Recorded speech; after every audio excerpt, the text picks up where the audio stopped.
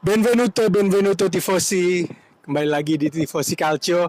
Kita lagi ada di event bola-bolaan nih di GBK yang salah satu yang ngebuka booth-nya tuh dari Serie A. Jadi kita datang ke sini pengen cek ada apaan aja sih acaranya. Nah, tapi terlepas dari itu kita juga masih tetap ngobrol-ngobrol. Ada siapa di sini? Ada Lino. Udah, Oh, iya. halo, ada Eja di sini.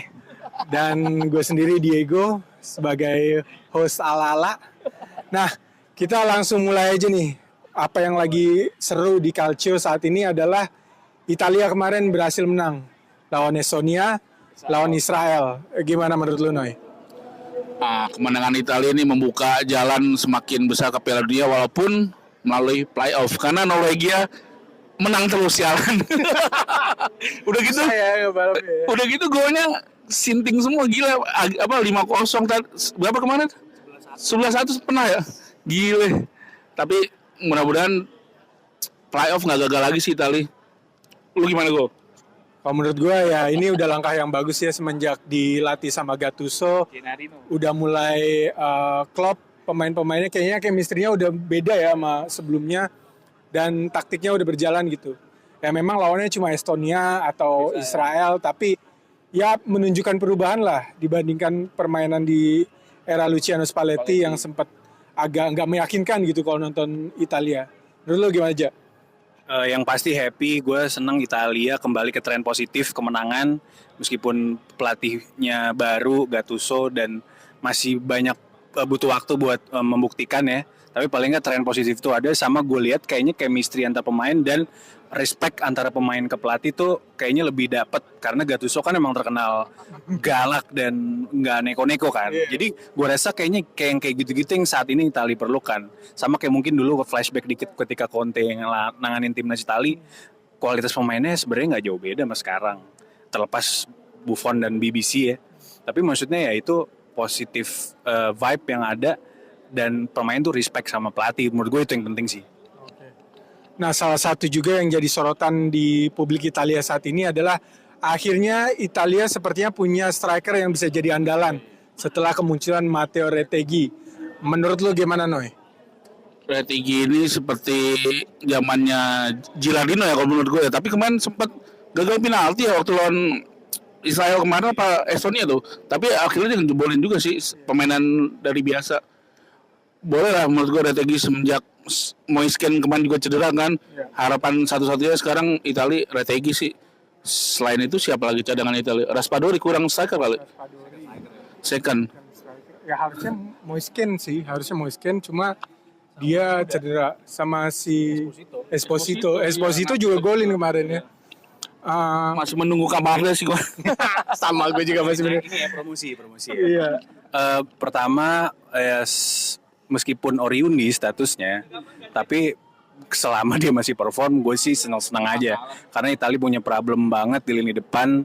Even waktu juara Euro pun juga strikernya Immobile ya segitulah gitu. Jadi gue senang performanya lebih bagus meskipun dia nggak main di Liga Eropa ya atau di European League, tapi paling nggak dia bisa perform di timnas. Gattuso percaya sama dia, moralnya mudah-mudahan tinggi terus dan bisa cetak gol terus, terutama penting buat menang lawan Norway. Oh, gue lebih menyoroti sisi teknisnya sih. Kayak Italia tuh udah lama banget gak punya striker yang bener-bener proper nomor 9 gitu. Yang bisa nahan bola, yang bisa berbahaya di kotak penalti, nyari peluang, nyari ruang kosong. Italia tuh akhir-akhir ini beberapa tahun belakangan selalu memunculkan pemain-pemain yang tipe-tipe tekniknya oke, tapi insting membunuhnya tuh masih kurang gitu. Dan post playernya tuh masih kurang. Nah ini ada angin segar lah dengan kedatangan Matteo Retegol katanya. Retegol. Pas banget tuh ya kan kalau bahasa Italia Rete tuh artinya masuk ya. Rete gol, masuk gol. Jadi mudah-mudahan Italia ya realistisnya sih dari playoff ya. Kita ketemu sama entah siapapun itu, bisa ketemu Swedia, bisa ketemu Turki mungkin. Bahkan kalau Jerman mainnya bercanda nih bisa ketemu Jerman juga nih kita di playoff. Ngeri banget. Ya kan. Nah tapi terlepas dari itu ada juga kabar dari FIFA Matchday kemarin, timnas Indonesia gagal lolos ke Piala Dunia. Gimana menurut lu, Nay? Gua nggak mengkambing hitamkan satu dua pemain ya, tapi harusnya mengkambing hitamkan Kluivert sih. langsung saja udah. tuh Noy. Kluivert masuk di tengah-tengah ini sih menurut gua kurang sih ya. Dengan katanya bahwa asistennya The Professor, tapi nggak ngaruh ya profesor amat. Dilihat dari permainannya kurang banget lagi. Menurut lu gimana Go? Ya menurut gue sama sih, sebuah keputusan yang aneh dia masuk di tengah-tengah proses yang lagi kita lewatin, dan prosesnya tuh bukan proses yang jelek gitu loh. Bukan urgent untuk diganti, kayak misalkan Roberto Mancini oke lah diganti sama Arab Saudi kan karena nggak dapet hasil yang bagus kan. Tapi ini diganti di tengah jalan di saat hasil kita sebenarnya lagi oke. Dan juga kenapa Belanda banget? Kan Holanda zero tituli bos. Sorry to say. Iya, Holanda zero tituli. Jadi kalau bisa cari pelatih ya dari negara-negara yang sekarang ini di peta persepak bolaan dunia yang lagi oke ya. Italia, Spanyol, Jerman yang udah terbukti lah bisa di level elit gitu. Di level elit sekarang pelatih yang Belanda gue lihat cuma Arne Slot doang kayaknya ya. Menurut lu gimana, Ja? Pertama, kalau secara perasaan nih, bawa perasaan, nggak lolosnya Italia 2018 sama 2002 nggak sesakit nggak lolos timnas sekarang Indonesia. Ya menurut gue tetap ada perasaan. Kemarin sedih waktu yang 2018-2022. Masa sih yang nggak lolos, tapi ternyata ini baru merasakan, akhirnya kita merasakan sakitnya tidak lolos Piala Dunia ya. Dan sedekat itu. Jadi maksudnya ya kalau ini gue mencoba mengkonek-konekan ya karena channel kita. Tapi maksudnya timnas Indonesia yang sudah dibangun proyeknya sekian tahun, terus kemarin ada perubahan drastis di tengah-tengah yang menurut gue juga nggak masuk akal. Ya inilah hasilnya gitu. Jadi gue berharap ke depan ya timnas Indonesia bisa berbenah dan mempersiapkan squad dan tim itu lebih matang lagi. Pengalaman sudah ada di edisi kali ini untuk dipakai ke depan. Gue rasa peluang, gue masih optimis sih yang buat agenda berikutnya insya Allah 2030 kita bisa masuk. Amin. Sebelum itu ada Piala Asia dulu ya di tahun 2027. Nah kemarin salah satu yang disorot juga adalah pergantian sistemnya timnas nih. Dari 3 back jadi 4 back. Itu dia. Padahal kalau kita lihat kan udah lama kita main 3 back dan stabil. Dan kalau dilihat juga di Serie A sekarang trennya adalah banyak tim-tim besar yang make skema 3 back. 4 besar kalau nggak salah hampir semua pakai 3 back kecuali Napoli. Menurut lu gimana ya, Noy? Menurut gue teknisnya gue kurang ngerti ya sebagai penonton biasa. Kalau teknisnya Diego kan yang ada lisensi PSSI. Gue sebagai sebagai orang biasa yang nonton bola, 4 back yang 3 back yang biasa kita pakai berubah jadi 4 back kurang banget sih. Klubnya biasanya kayak Rizky Ridho, Hapner sama Ijes 3 di belakang. Sekarang Ridho dicadangin walaupun kemarin main juga tetap masih tembus-tembus juga, masih kurang. Tapi lu perhatiin nggak kesalahan gol-golnya musuh kita, kesalahan kita sendiri. Betul. Kita back pass nggak bisa, nandang keluar nggak bisa. Gitu dah gue stres. masih dipenuhi rasa kecewa kayak emosi banget. Kalau lu gimana, Ja? Ngomong-ngomong emosi nih, gue nggak kebayang ya perasaannya Justin Hubner yang nggak main di 2 laga penting itu, di mana menurut gue dia tuh gini, karena kita di pertandingan tuh butuh sparks ya, butuh semacam, butuh green, ya betul banget, butuh grinta gitu kalau kata tifosi Calcio. Jadi menurut gue itu yang hilang di pertandingan kemarin kita lawan Arab sama lawan Irak. Grintanya tuh di lapangan nggak ada. Ya meskipun ada, ya mesti Izes yang paling terlihat lah buat dia bisa menumbuhkan semangat. Tapi sisanya kan mereka lebih less emotional ya, maksudnya nggak menampakkan perasaan itu di pertandingan. Dan menurut gue Hubner tuh harusnya ada di situ. Lu gimana ya? Jadi lo spirito Garudanya hilang nih ya, nggak ada lagi ya. Jadinya kita jadi membandingkan nih antara pelatih sekarang, yang pelatih yang baru dipecat ini sama pelatih yang sebelumnya kan. Padahal harusnya kan nggak begitu gitu. Tapi ya mau nggak mau. Dan ya kita harap sih nantinya akan ada pelatih baru lagi yang kalau bisa dari negara-negara yang kayak gue bilang tadi yang pernah juara dunia lah. Realistis ya kan, atau seenggaknya udah pernah compete lah di level itu, walaupun dari Asia juga.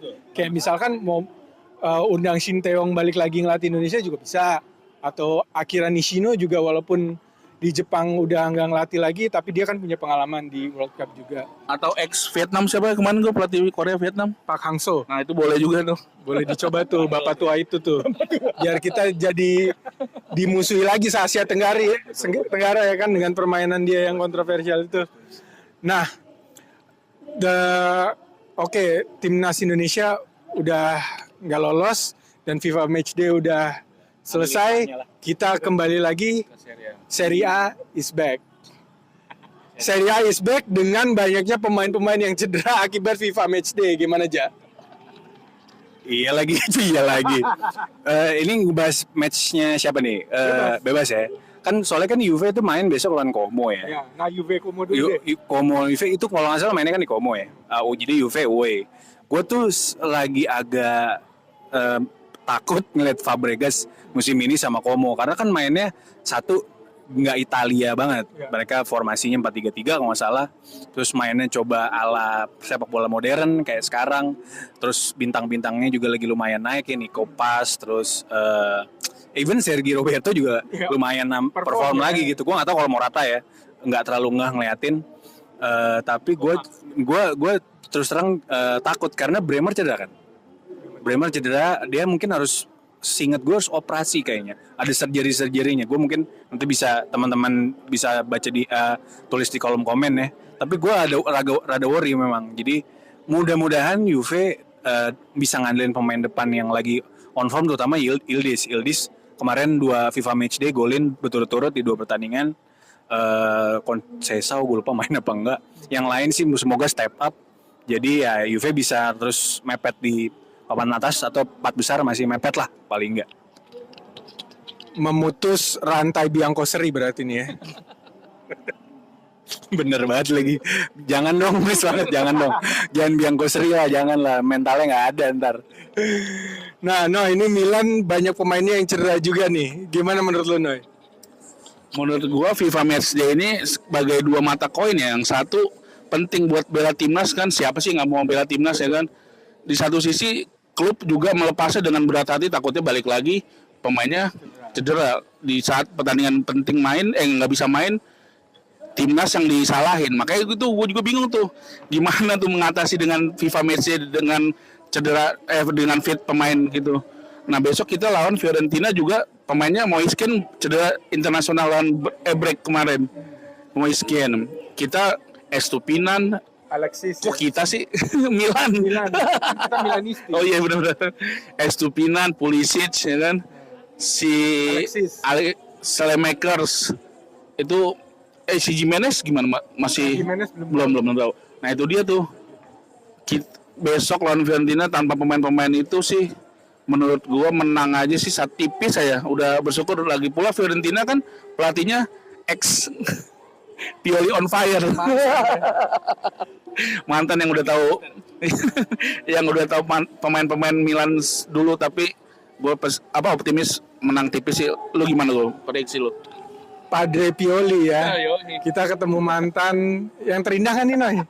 1 Scudetto lumayan lah ya, lumayan indah lah. Ya. Tatonya lo di Scudetto. Iya, kayaknya sih yang bikin sial itu, dia bikin tato 19. Harusnya ntar aja kalau dia udah selesai di Milan baru bikin tato, bos. Jadi nambah-nambah terus. Jadi akhirnya nggak nambah kan dari 19. Tapi kalau gue lihat sih yang bikin gue optimis lawan Fiorentina adalah Allegri. Allegri adalah pelatih yang punya sistem yang bagus. Jadi siapapun yang bisa main bisa step up gitu. Dari kemarin-kemarin pun kan gitu. Pemain-pemain yang dari bangku cadangan mulai pun bisa mengisi kekosongan yang starting gitu. Kayak Atekame yang pemain muda aja bisa gantiin Salemakers, dan juga The Winter juga nggak kagok meskipun baru main di Serie A. Nah itulah yang bikin gue optimis di pertandingan lawan Fiorentina nanti Milan bisa lah meraih kemenangan. Apalagi main di kandang ya, Noy? Harusnya sih bisa sih. Nah nanti ada La Grande Partita nih, Roma lawan Inter. Gimana menurut kalian? Kan Roma juga lagi bagus ya. Ya, Dia Roma peringkat 2 kan? Peringkat 1. Oh, poinnya sama. Poinnya sama Napoli. Unbeaten juga ya. Ya, gini, Roma kan pelatih Gasperini ya. Jadi kayaknya sistemnya dia mulai nyetel nih. Pasti akan menyulitkan Inter karena menurut gue Inter juga masih nyari performa terbaik dengan pelatihnya ya Christian Kivu sekarang. Gue sih pengennya sih kalau secara fans Juve sih gue pengen seri aja biar poinnya nggak jauh-jauh amat. Tapi yang penting selama pertandingannya seru dan penonton terhibur, fans terhibur sih gue ya oke aja lah. Tapi ya mudah-mudahan bisa seru. Gue sih berharapnya pertandingan berjalan seru ya, karena kalau kita lihat dari kemarin-kemarin Inter ini kan defense-nya kayak lupa gitu, lupa defense kayak lawan Juve, kayak main basket tuh susul-susulan. Nah mudah-mudahan ada pertandingan kayak gitu juga lawan Roma. Tapi Roma ini catatan defense-nya salah satu yang terbaik, kalau bukan yang terbaik di Eropa, di antara 5 liga terbaik Eropa saat ini, karena dia kebobolannya paling dikit, baru 2 kalau nggak salah mereka kebobolan. Itu menggambarkan ketatnya pertahanannya, rapatnya pertahanan yang dibangun Gasperini musim ini sama Roma. Ya gue sih ya namanya juga Milanista pasti berharap Roma menang ya di pertandingan ini ya, dan membuat Inter jadi makin jauh dari Capolista. Ya tapi kita lihat aja nanti gimana pertandingannya. Yang pasti gue pengennya pertandingan berjalan seru sih. Gimana Noy? Iya sama lagi, gue berharapnya Roma yang menang kan sebagai Milanista, biar Inter nggak menang sih. Tapi ya gue ngelihat Inter semakin hari semakin bangkit ya, dari performanya naik ya dia. Nah gue tapi di sisi lainnya pengen Roma kalah karena biar ada yang ngalahin dia gitu mas. Dia semua kebagian kalah semua. Tapi menurut gue prediksi imbang sih nanti pertandingan Inter Roma di Olimpico ya. Olimpico imbang ya 0-0 satu sama. Nah mungkin ini jadi topik terakhir yang untuk menutup Tifosi Calcio. Lagi-lagi ada skandal nih Ja, yang menyelubungi Juventus soal finansialnya. Bisa dijelasin dikit nggak Ja soal itu? Gue terus terang belum baca detail soal si investigasi UEFA untuk financial fair play ya. Ini kan FFP ya. Gue langsung hot take saja lah. Menurut gue itu omong kosong karena UEFA punya, atau presidennya UEFA lebih tepatnya, si Severin itu mempunyai sentimen lebih ke Juve dan juga Barcelona, Real Madrid terkait kasusnya Super League dulu. Ya kan, waktu masih dipegang sama Agnelli itu kan, Agnelli sangat fight kan, dan Severin kan tidak suka itu. Sampai akhirnya hubungannya nggak baik, terus ya drama-drama itulah mulai, makanya Agnelli dikenain kasus segala macam. Jadi kalau menurut gue, satu itu omong kosong. Kalaupun benar, gue mau klub-klub IPL juga diinvestigasi, karena yokir, come on lah, kita lihat lah, transfer pemain IPL juga nggak make sense menurut gue. Jadi kalau mau diinvestigasi, ya investigasi menyeluruh, jangan cuma Juve doang. Gue nggak tahu kalau klub Serie A yang lain ya. Saat ini yang Juve masih yang paling hot buat dibahas terkait hal-hal yang kayak gini, yang mengacu kepada tendensi-tendensi skandal. Jadi ya kita lihat prosesnya, investigasi seperti apa. Tapi kalau menurut gue hot take saja itu omong kosong. Kalau menurut gue ada kayak semacam diskriminasi juga ya UEFA ini antara Premier League sama liga-liga yang lain. Kayak kalau Premier League yang melakukan kesalahan ya jarang gitu diinvestigasi, dan lama itu pun kalau diinvestigasi. Kayak Milan juga pernah kena ya sama UEFA, dan itu cepat banget prosesnya. Nah ini yang perlu kita pantau bareng-bareng seperti apa investigasinya UEFA. Mudah-mudahan gak merugikan Serie A secara keseluruhan juga. Menurut lu gimana Noy? Gue belum baca detailnya sih, tapi no comment aja, gue belum baca. Oke. Nah, kalau ngelihat pertandingan-pertandingan tadi, kira-kira akan ada pergeseran nggak di klasifika? Kemungkinan besar iya ya, karena kan poinnya masih mepet-mepet nih. Napoli sama Roma sama, di bawahnya Milan beda satu. Inter di bawahnya sama Juve mungkin beda 1 atau beda 2. Gua rasa di beberapa match day atau giornata ke depan masih akan ada perubahan-perubahan secara klasemen. Mudah-mudahan itu membuat Serie A menjadi seru ya musim ini ya. Dari sisi fans netral atau fans yang ingin nonton Serie A. Menurut gue sih itu. Lo Nay? Sama sih, gue rasa ada pergeseran. Apalagi nanti ada big match, berharap seri, dan Juventus berharap kesandung biar Milan Capolista udah lama nggak Capolista terakhir kemarin sih, maksudnya udah lama nggak juara, dimulai dari pertandingan nyicil gini kan poinnya. Kalau lu gimana lu? Nah karena La Grande Partita itu tadi gue berharapnya Roma menang, jadi ya kemungkinan besar Klasifika nggak banyak bergeser lah, tetap Roma nomor 1. Terus mungkin nanti Napoli ya lagi main ya lawan Sassuolo, lawan Bang Jay pas kita lagi tag ini. Jadi kita lihat nanti hasilnya. Ya kemungkinan masih belum banyak lah pergeseran yang terjadi di Klasifika. Dan gue harap Serie A akan tetap seru sampai sampai giornata terakhir kayak musim lalu ya. Dan ya segitu dulu kita ngobrol-ngobrolnya. Pantau terus Tifosi Calcio di IG, di YouTube, di TikTok juga. Jangan lupa follow dan subscribe. Sampai ketemu lagi. Ciao. Grazie ragazzi.